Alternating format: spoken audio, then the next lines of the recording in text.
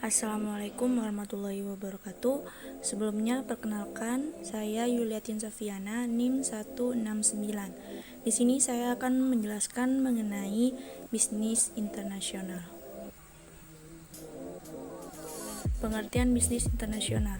Bisnis internasional merupakan kegiatan bisnis yang dilakukan melewati batas-batas negara, atau bisa disebut juga transaksi bisnis yang dilakukan oleh suatu negara dengan negara lainnya.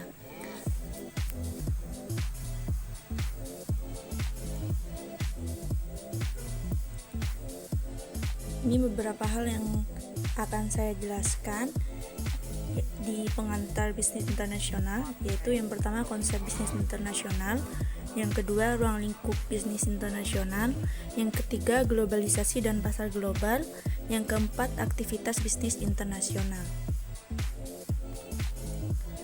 Untuk konsep bisnis internasional,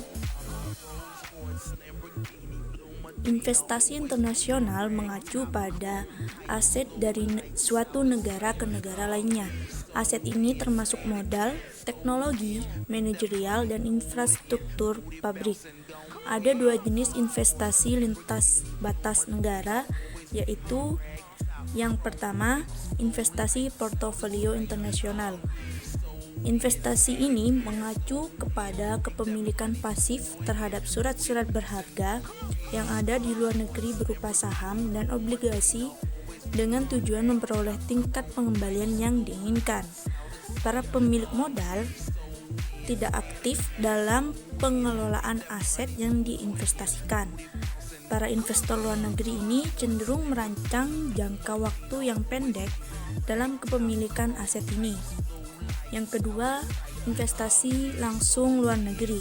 Investasi ini mengacu kepada strategi internasional, di mana perusahaan yang sudah mapan melakukan akuisisi terhadap aset-aset yang produktif yang ada di luar negeri.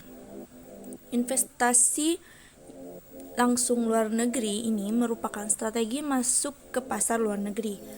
Melalui investasi langsung luar negeri inilah, investor dapat memiliki seluruh atau sebagian kepemilikan perusahaan yang produktif.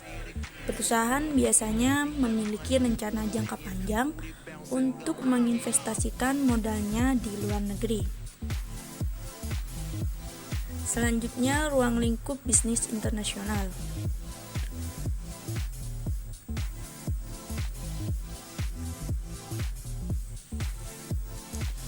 Kegiatan bisnis ini bagi pihak swasta memiliki tujuan mendapat keuntungan yang sebesar-besarnya.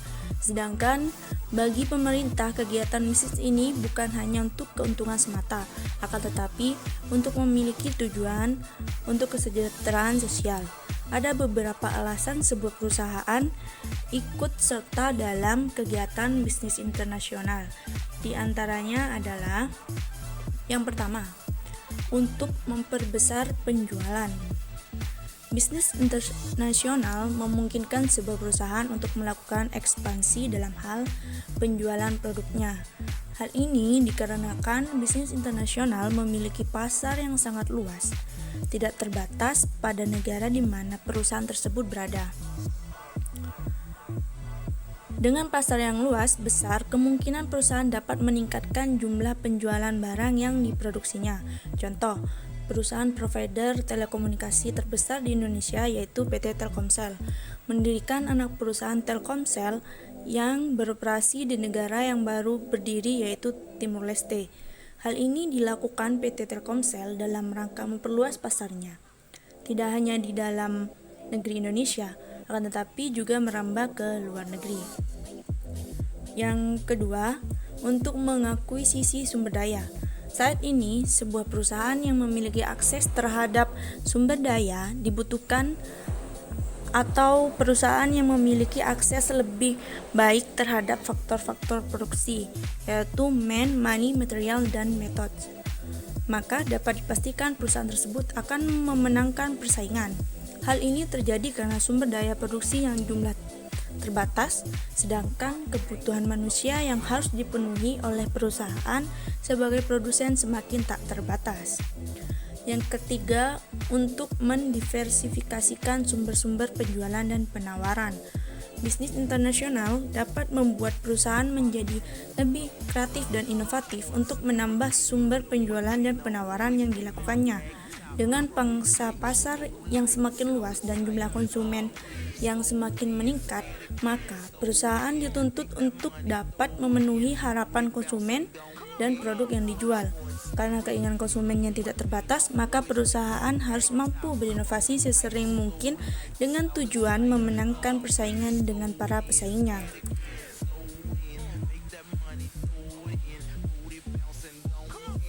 Selanjutnya, kegiatan perusahaan yang terlibat bisnis internasional. Yang pertama, kegiatan ekspor-impor. Kegiatan ekspor-impor merupakan kunci transaksi ekonomi suatu negara. Apabila dalam neraca suatu negara kegiatan ekspor lebih tinggi daripada kegiatan impor, maka dapat dipastikan negara itu menjadi negara yang maju dengan pendapatannya yang besar. Sedangkan apabila sebaliknya, di mana kegiatan impor lebih tinggi dari ekspor, maka negara tersebut dapat dikatakan laju pertumbuhan ekonominya tidak maju karena negara tersebut cenderung tergantung kepada negara lainnya. Yang kedua, kegiatan investasi. Investasi adalah sebuah kegiatan di mana perusahaan menanamkan modalnya. Investasi ini bisa dalam bentuk investasi langsung luar negeri, di mana perusahaan menginvestasikan modalnya dalam bentuk fisik di negara tujuan. Cara lain dari investasi adalah dengan cara berinvestasi di pasar modal, di mana perusahaan yang terlibat dalam bisnis internasional membeli saham atau melakukan akuisisi. Selanjutnya, globalisasi dan pasar global. Globalisasi adalah proses integrasi internasional yang terjadi karena pertukaran pandangan dunia, produk, pemikiran, dan aspek-aspek kebudayaan lainnya. Globalisasi merujuk pada perubahan kepada ekonomi dunia yang lebih terintegrasi dan saling bergantung. Globalisasi memiliki beberapa aspek, yaitu yang pertama, globalisasi pasar. Globalisasi pasar merujuk kepada penggabungan perbedaan sejarah dan pasar negara yang terpisah menjadi satu pangsa pasar global yang besar. Tentunya hambatan lintas batas perdagangan telah membuat penjualan internasional lebih mudah. Yang kedua, globalisasi produksi. Globalisasi produksi mengacu kepada pengambilan sumber barang dan jasa dari lokasi di seluruh dunia untuk mengambil keuntungan perbedaan negara dalam hal biaya dan kualitas faktor-faktor produksi. Yang terakhir, aktivitas bisnis internasional. Aktivitas bisnis internasional dimulai dari adanya perdagangan antar negara. Hal ini terjadi karena tidak ada satupun negara di dunia yang dapat memenuhi seluruh kebutuhan hidup rakyatnya sendiri. Apabila kita tarik lebih jauh ke belakang, maka sebetulnya aktivitas bisnis internasional sudah dilakukan sejak zaman kerajaan, di mana pada masa itu terjadi aktivitas perdagangan antara kerajaan yang satu dengan kerajaan yang lainnya. Bukan hanya dalam satu benua, akan tetapi antar benua. Saat ini kegiatan perdagangan antar negara tersebut seringkali dinamakan dengan ekspor-impor. Ekspor dalam arti menjual produk dalam negeri ke luar negeri, sedangkan impor membeli produk luar negeri untuk dipakai di dalam negeri. Dalam aktivitas ekspor-impor terdiri dari dua jenis perdagangan, yaitu perdagangan tangible, yaitu perdagangan barang atau produk yang berwujud seperti pakaian, alat elektronik, dan bahan mentah. Dua, perdagangan intangible adalah perdagangan jasa atau produk yang tidak berwujud, seperti kegiatan jasa keuangan. Adapun aktivitas bisnis internasional diantaranya yang pertama ekspor, seperti yang tadi sudah jelaskan, terus yang kedua impor. Dan yang ketiga lisensi adalah kesepakatan kontrak di mana suatu perusahaan di suatu negara memberikan lisensi penggunaan hak kekayaan intelektualnya atau bisa disebut paten, merek dagang, nama merek, harga cipta dan rahasia dagang kepada suatu perusahaan di negara kedua dengan mendapatkan pembayaran royalti. Yang keempat, waralaba adalah suatu bentuk khusus lisensi terjadi apabila suatu perusahaan di suatu negara atau pemberi waralaba memberikan wewenang kepada suatu perusahaan di negara kedua atau pemegang waralaba untuk menggunakan sistem pengoperasiannya dan juga nama merek, merek dagang, dan logo dengan mendapatkan pembayaran royalti. Yang kelima, kontrak manajemen. Kontrak manajemen adalah kesepakatan di mana suatu perusahaan di suatu negara setuju untuk mengoperasikan fasilitas atau memberikan jasa manajemen lainnya kepada perusahaan di negara lain dengan mendapatkan imbalan yang telah disepakati.